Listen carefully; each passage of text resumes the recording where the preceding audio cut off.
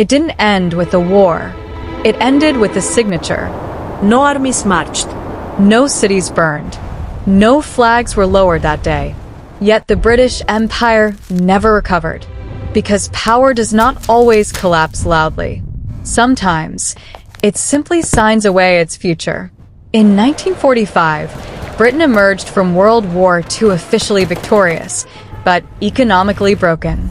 The war had been won with courage, endurance, and sacrifice. But it had been paid for with something far more permanent than lives.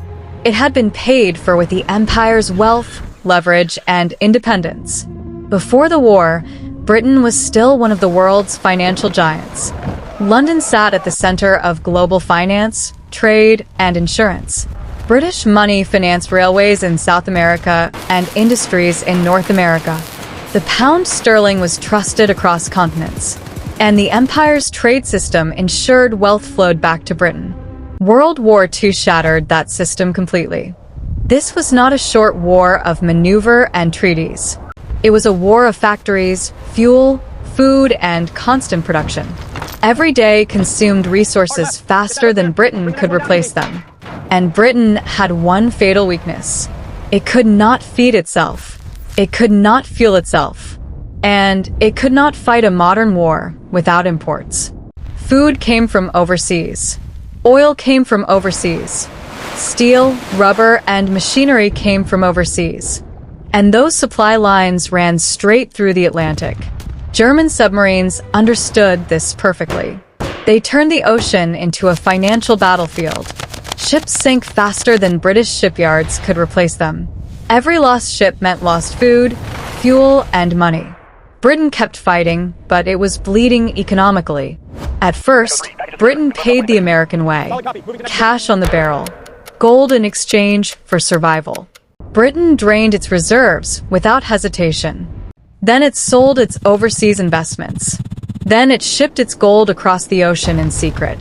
This bought time, not victory. By 1940, Britain was running out of dollars. Contracts sat unsigned. Orders stalled.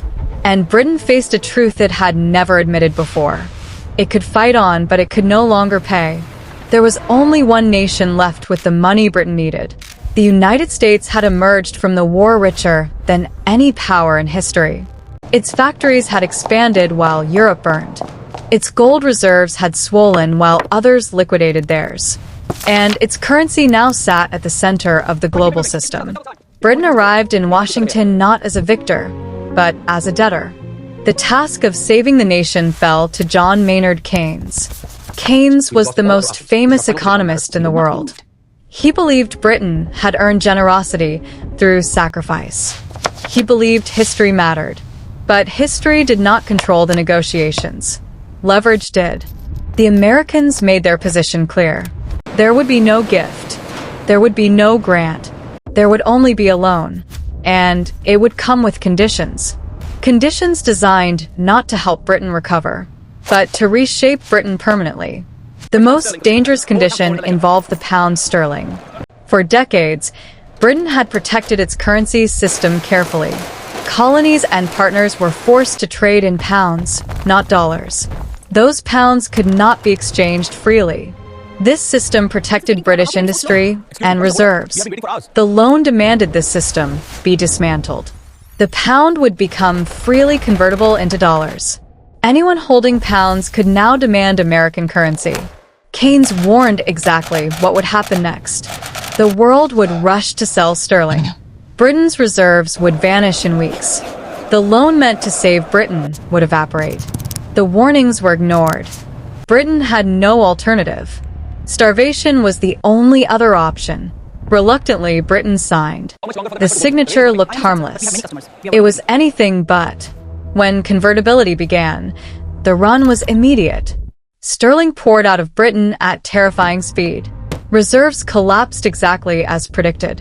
Within weeks, Britain was forced to suspend convertibility.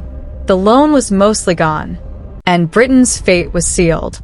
The collapse of Britain's finances triggered a collapse of authority. An empire cannot be maintained without money. Soldiers must be paid. Administrations must be funded. Infrastructure must be maintained. Britain could no longer afford any of it. One by one, Britain began to retreat. Not because it wanted to, but because it had no choice. India followed, then Palestine, then large parts of Africa and Asia. Each withdrawal was framed as political necessity. In reality, it was financial exhaustion. Britain had mortgaged its future to survive its past.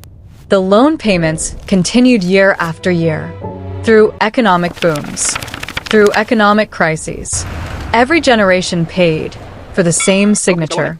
The final payment was not made until 2006, 60 years after the war ended. By then, the empire was long gone. What replaced it was dependency disguised as partnership. The so-called special relationship. Britain retained influence, but lost autonomy. Military strength followed economic strength, and economic strength had crossed the Atlantic. The British Empire did not collapse in flames. It dissolved quietly, ledger by ledger. The loan did what enemies never could. It made empire unaffordable. Britain won the war, but it lost the century. History remembers battles. It rarely remembers balance sheets.